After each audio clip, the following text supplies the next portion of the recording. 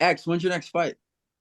My next fight, Jesus, I'm not fighting. Fuck that shit. He does. He fights on stage He fights on with stage words. Will Smith?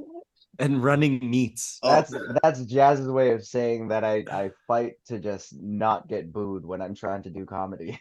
Yeah. Jesus.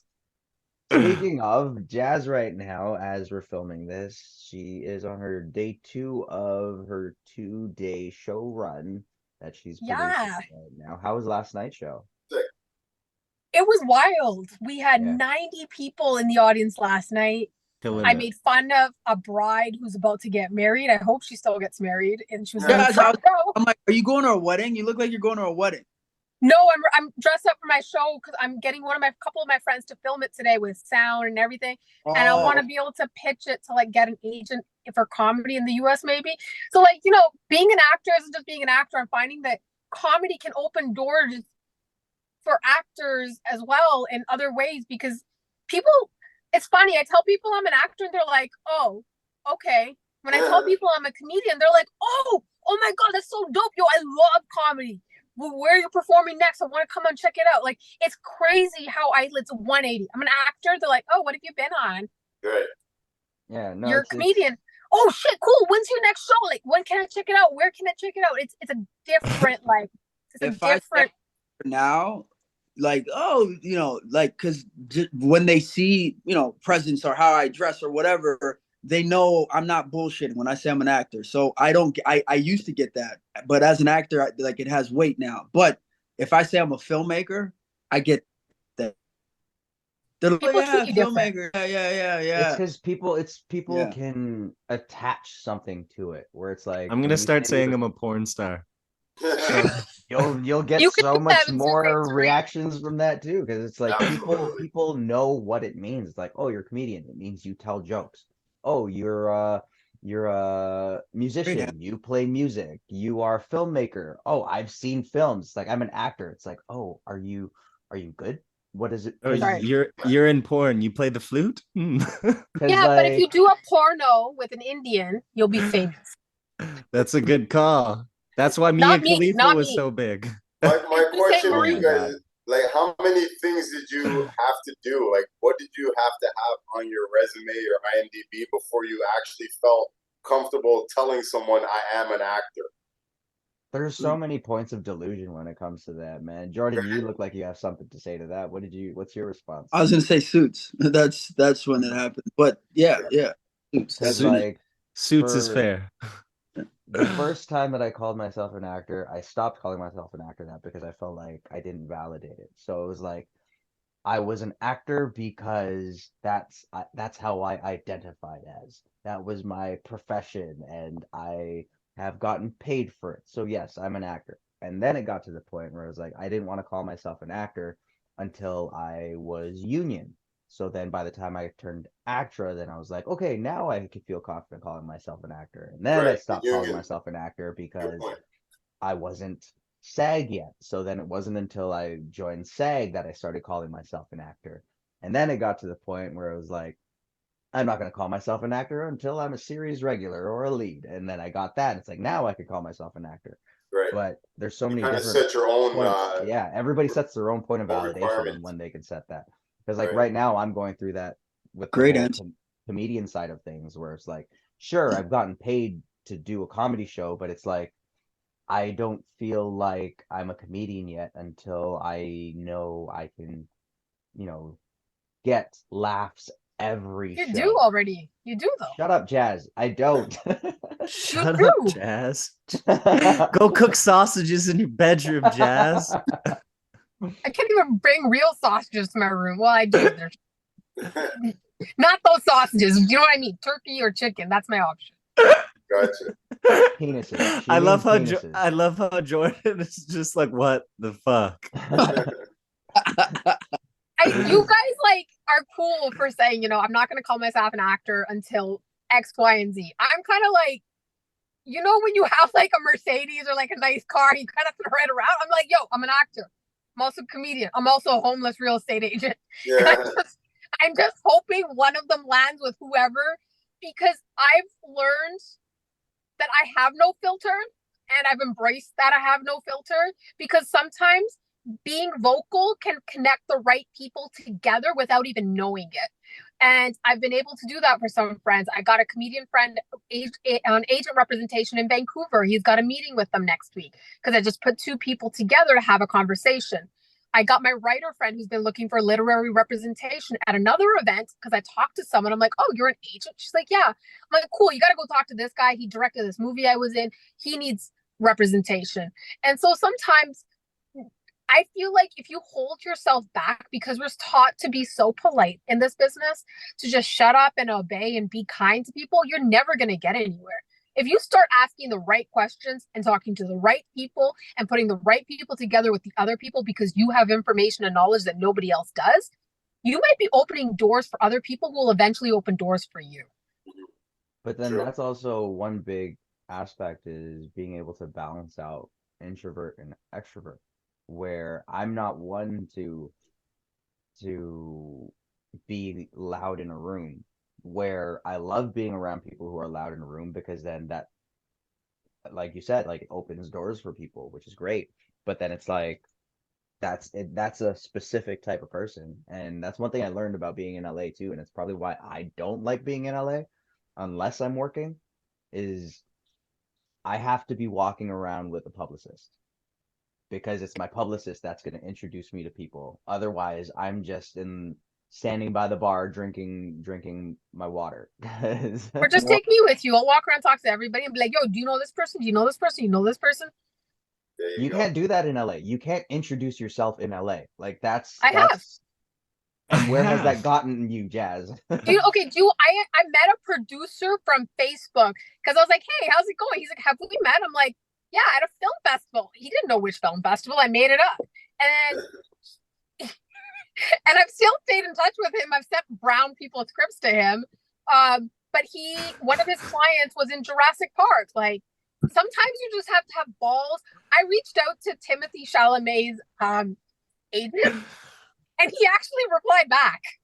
Okay, wait. I'm gonna interject with what Jazz is saying, with two things. With one, that I agree with what you are saying, that it does help to have somebody introduce you in certain situations. And I've never personally been in LA, so I will attest that you're probably right on that.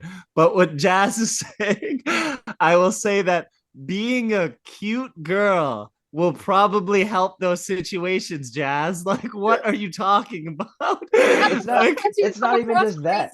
Jazz just admitted she lied.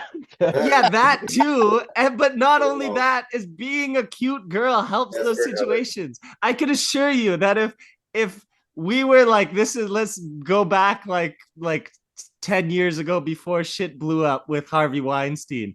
If me and Jazz were in a room and we both went to Harvey Weinstein to introduce ourselves, I can assure you she pays more attention to Jazz than he does to me. I'm pretty sure he would decide on you who might gives be an him option the with a blowjob wig. first. Or that. I don't know his preferences, so I'm not exactly sure. But I'm just saying. He's just trying to get his dick wet. That was his problem. Anyway, look at Jordan. Jordan's like, I shouldn't be part of this conversation. No, it's a real conversation though. I found that was always the biggest transition I had to get used to between LA and Toronto, is that, like, you can wake up in LA and there's so many different venues you can use to try to promote yourself or look for work, or if you have an agent, that's one way you can use. I don't know if they still have the old Backstage West out there where you can look for independent stuff. Like, there's so many different avenues you could use to, like, try to find work. Whereas in Toronto, a lot of days I wake up and I'm like, even if I had that gung-ho attitude, like I'm going to go out there and take over the world, there isn't really too many places to, like, use that energy, right? I find myself waiting to hear from my agent a lot more here than I would out there. So, something to get used to, but there's ways around it, I guess, everywhere, right? That's why I attended the filmmakers showcase that happens every year, the FOFSP. Like, a friend of mine runs it. The last few years, I've been just networking with producers, writers, people, and the money that you can get access to and you put the right people together, you can make your own content. And that's where the day and age that actors are at now. We don't just need producers to make the movies anymore. We don't need the middleman. We can do it ourselves, right? BlackBerry is an example of that. They made their own film without permission, without even getting permission from BlackBerry. Like, I was at the Q&A with the BlackBerry director. My question was, how did you get the funding for this? And who approved your script? Like, did you have to get permission? They're like, no, we made it without telling anyone. And then we sought to get permission afterwards, and nobody cared that they did it. Yeah. Yeah. I know a bunch of people that worked on that movie, actually. Yeah, same. It's a great film. I'd highly recommend checking it out. They made their own music because they couldn't find people to do music for them.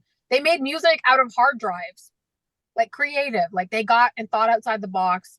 They obviously didn't know that you shouldn't give background actors lines. They lost a lot of money doing that. But it's an example of, like, you're saying that you're waiting by the phone for your agent for the phone to ring. And I was one of those people. But now that I've started doing comedy and I'm realizing I can just put on shows, comedians don't have agents. Right. Comedians are out there producing their own shows, bringing together other talents who don't have the time to do it. So put on a showcase for an audience, and there's money in it. Comedians are making more money than actors out there right now from just constantly producing their own shows. And they don't have a union, they don't have representation, they have nothing. But they are hustling and grinding. So if we could put together the right people, like, Jordan's been making films since I've known Jordan. Jordan and Ago used to make movies out here in Scarborough, hustling with their little camera, making things. Like, Jordan's been grinding even when he wasn't acting, even when he wasn't auditioning. If he wasn't on set, he was in his bedroom learning Shakespeare, or he was making movies with Ago. Like, he was doing things, and that was inspirational, right? And I wasn't doing that in my 20s, but I am now. Don't make me cry. Stop. And, like, Jordan was couch surfing in Los Angeles trying to make it. Like, actors don't realize that you have to be willing to sacrifice to make it sometimes. And the sacrifice is a lot sometimes, right? Like, he was already in LA sometimes, it's all the counters. Time. And that's what makes it so different, where it's like people don't understand that you have to sacrifice. There's no avenue within acting where you don't sacrifice. Yeah. You sacrifice relationships with family, with friends, actual relationships, because you pick going to set versus hanging out with friends to watch a movie that night and cancel plans, right? Like, you miss birthdays and anniversaries and funerals sometimes. Like, it's the sacrifice. They're dead anyways. You don't. Jesus. Wow, dark humor. I know that's one side friends of mine in my circle have never really been able to understand, because, again, right, like, I'm from Scarborough. I grew up in a town where no one really makes it, right? I take a cliche from the old Drake song there, but just the fact that people where I'm from tend to not really get a chance to follow their dreams because they got to pay bills, right? It's a big risk you take when you choose to be an artist. So a lot of times there'll be a Friday night where I might have to do a self-tape on a Monday or on a Sunday, and I'm the type of person where I won't even turn on my camera until I know the dialogue, right? Like, I know I do my best work when the script is second nature. Like, I need to know the dialogue very well. So in order to put the work in to do that, you can't go to the bar on the Friday. You can't stay up smoking 6 blunts on the Saturday and expect to, like, be fresh to do your tape. So a lot of people don't understand that we do a lot of work without getting paid, right? Like, you're not going to guarantee to book that audition that you just sacrificed your weekend for, right?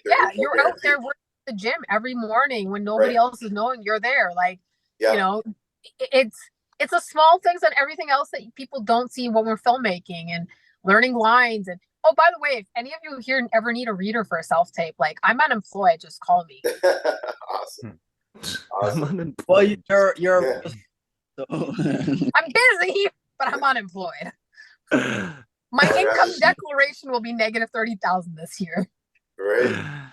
Yeah, the gym thing is another one, right? Like, a lot of people, if I say, you know, I'm going to the gym right now for an audition I don't have yet. I'm going to the gym right now for an audition I might get 2 weeks from now. Because if you think you can work out the night before your audition and beat out the thousands of people that are reading for that part, like, good luck to you, right? Like, we're doing a lot of work for something where we don't know where the benefit's going to come from. Definitely. But you could only do that if you have a love for it, right? We obviously have a love for what we're doing, the art.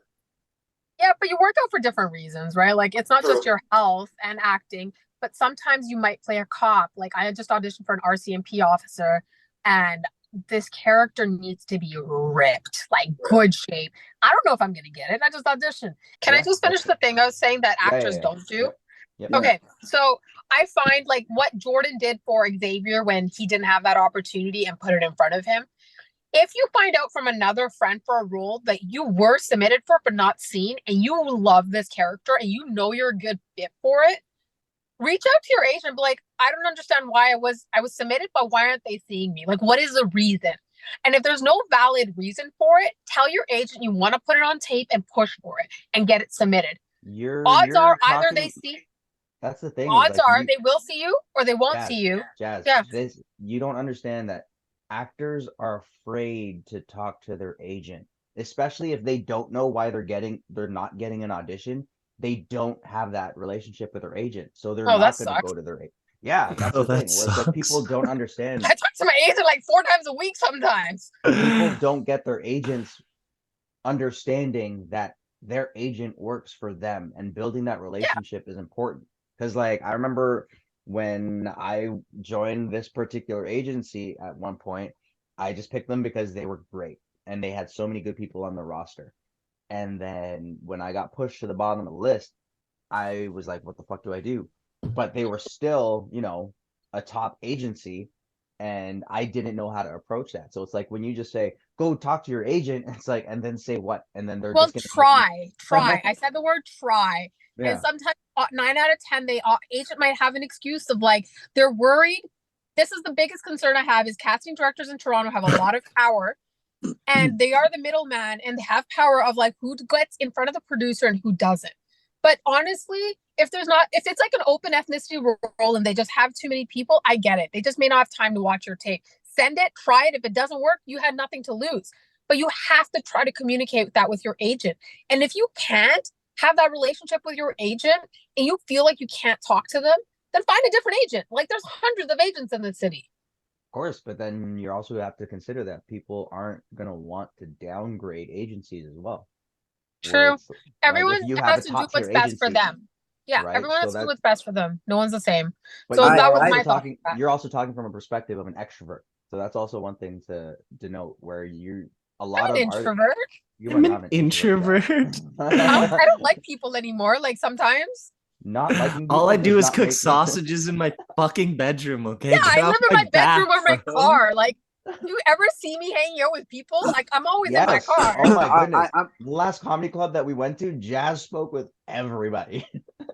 I went through a bit of a question period with myself too. My agent that I was with for 15 years, Ron Barry, while I was with him during that duration, his first agency was the Characters, and he left the Characters because they were going to combine their roster. When he left the Characters, he went to a different agency before he went to Compass. And I kind of went with him to the different agencies because I was always wondering, like, what's more important? Now, what do you guys think? Is it the name of your agency or is it your agent? Like, if you're with a big agency name, but are you more concerned with staying with that agency or your agent? I'll tell you now, in LA, there's a few producers and casting directors that only know a few handful of agencies, like Characters, like NCA, like Amanda Rosenthal, but that's it. It's your agent's job to reach out to those people to build those relationships. And if he's not willing to do that, then get yourself a manager or agent to do that. And if your agent's not going to help you find a manager or agent, then do it yourself. This business is eat or be fine, whatever that saying is, you know? Eat or be eaten, Jazz. You're halfway there. Yes, eat or be eaten. And if you don't have the cutthroat to be in this business, then leave. It is a eat or be eaten alive, survival of the fittest business, and it is not for the weaklings. If you can't be out there door knocking, any door slammed in your face, literally, acting is easier than most industries out there. It is one of the hardest businesses, but it's easier in the sense that you're getting submitted to auditions. Your job is to do the role, get submitted. Maybe you book it, maybe you don't. Make your own content, create content. it is a fun and playful industry, but it is also a business, and you are the business. So take charge of your career and be a CEO. And if you can't, that's fine too. Just be the agent that waits at home for your agent to submit you. That's fine too. You can have a career in Canada and you have a career in the US too. There is no one way to do this business, but it is eat or be eaten, you know? Yep. True indeed. So if you Jordan, can't you look handle like you had a rejection, thought. get out. That's for sure. It doesn't get easier though. I'll tell you that. No matter what, and for me, it's kind of like, and Jazz complete, and both of you are. Everyone here is correct about the business. It's you know, for me, my relationship with my reps, and I have the agent in LA, the manager in LA, and the Toronto manager and agent. So I have the three, you know, the three, and so I'm constantly. There was a time where I was like talking to them honestly, and I'm not, you know, like every single day, like 2 o'clock, 3 o'clock, 4 o'clock in the morning, like just, and I still talk to them now. It's just now that we've kind of leveled out in my career in terms of like, not leveled out, I don't know if that's the right word, but I'm saying like, you know, like Warrior Strong was a direct offer. So the stuff that I'm reading for now is like, it's few and far between, but they're all major parts. Like, you know, like I was saying earlier, I was literally just in LA with Tyler Perry, you know, reading for his next film. And So tell Tyler Perry I submit. Sorry, go on. I'll tell you after. But, you know, so I just feel like the rejection gets harder because, you know, some of them, you know, some auditions It's because you care about don't them care now. about, Like, but like some you see the people behind it, and Yeah. it's like you want it even more now. Where it's like if you yeah, read for, exactly. So the if you rejection read, is a little harder. It's a little, it hits a little more, you know? yeah, Next time you see Tyler Perry, tell him I've submitted for every single one of his films, and he never ever auditions me. because you're not black. And there you go. Like You're not my black. backstory with Tyler Perry. I have a friend of a friend that works in his company, and just like randomly called me for an audition one day. Right? Like he's definitely a guy. It's good to know who you know, right? Are you okay there? Drew's dying. Drew, what were you saying? Drew, what were you saying? I was just saying, like, my little backstory with Tyler Perry. I actually worked on one of his plays years ago. I went on tour with him. And the way I got the audition is that a girl that I used to date from Atlanta ended up working for his company, Nice. his play company. And she just called me one day and said, "Are you still acting? I can get you an audition." And like he flew me out there to his studio in Atlanta. That used to be the old Delta Airlines offices. He turned that into his studio. He flew me out there. I remember walking past the line of like hundreds of people from Atlanta that went to the open call audition. And in reality, none of them had a chance of getting a part, right? I walked past that line and walked in and read for the director of the play, and the rest is history. Like I booked the part, but I would never have had the audition if I didn't know that girl who got me right in there. And that was always something I kept in mind, right? I know this industry, a lot of it is who you know, not what you know. I've seen so many talented people never get a chance, right? Like I'm not sure why I get the auditions I get. X is asking if she's single. The girl? Yeah. Oh no, she's not, and she's probably a little older. Wait, X, you're straight? Right. What the fuck? Whatever gets me the role. Whatever you got to do, right? Like we basically prostitute ourselves on the side note, but yeah, you know. Okay, wait. Were you dating the girl when she helped you out, or was she an ex at the time? She was an ex that we didn't have like a bad kind of breakup, right? That's I sick. make it a point. Any girl that I date, she just wanted you back. She wanted the BBC back. that is a possibility at the time. Absolutely. Yeah. Jazz, what's BBC? What is that? British Broadcasting. That's what I thought. True. That's hilarious. It's also because you were black they brought you in, man. I keep trying with Tyler Perry. I'm telling you, one day he's gonna bring me in. Yeah, it's funny with his plays have one white person. they have the token white person on his That's the place. diversity hire. Like, you got to represent there. That's funny. I met a guy one time when he told me I should move to Korea because they're always looking for token white guys in their movies. Yeah. You could be the token porno guy out there, man. I could do that too. I could do that too. Yes. Yes. All right, guys. Yeah, Make sure you check off Below the Rim podcast and check it out because I'll be there cracking some jokes. Jazz, can you say that again? I don't know if you froze. I said make sure you check out Below the Rim podcast because I'm on the show as a recurring guest here and there when I'm in the car or at home occasionally. Cooking sausages at home. Not always cooking sausages at home in my bedroom. But make sure you check out the podcast because these guys know a lot about sports and I know encyclopedia facts of stuff. And to the 2 Degrees podcast, thank you for having us on. Shout outs to the 2 Degrees podcast. Why did you name it? Why did you name it that? Because I remember when you were making it, you gave me the backstory and the inspiration behind it, but I don't remember. But why? Why? So it's 2 degrees because the goal with the tiny home was to escape 2-degree weather, so to become a snowbird. And then I built the truck wrong, so the truck was actually tilted at 2 degrees because there was too much weight on the passenger side. And the goal with like, okay, yo guys, I'm sorry I'm cutting you off here, Xavier.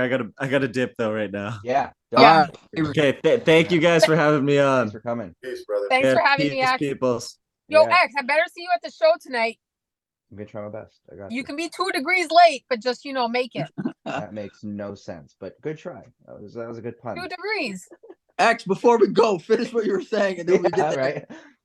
So it's 2 degrees, and the third aspect of why it's 2 degrees because when I bring guests on, it's essentially me bringing the guests 2 degrees closer to the audience. So, like what you did with bringing people in today, you were my 2 degrees, and you brought me 2 degrees closer to Drew, Jazz, and I already knew Frankie and Avery though. But wow, that was dope. Did you get Franklin on it, or he just checked? He just checked in. I don't think you got just checked in for. I got him in like the first one.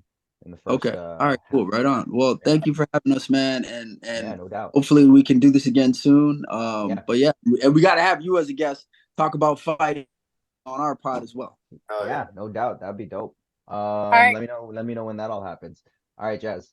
Bring 2 degrees. Come to my show. See you there. All right, sounds good. But yeah, everybody, 2 Degrees podcast. Thank y'all for coming out. Hope you enjoyed today's show. The Below the Rim podcast and the entire panel came out and showed out. Make sure to check them out. If you like sports, and if you don't, check them out because then it'll help you stay current and hang out with people who talk about sports. And you can toss your 2 cents in and all that fun stuff. But other than that, everybody, thanks for coming out and mag-ingat kayo. It's also funny because I'm there. All right. Blessings. Bless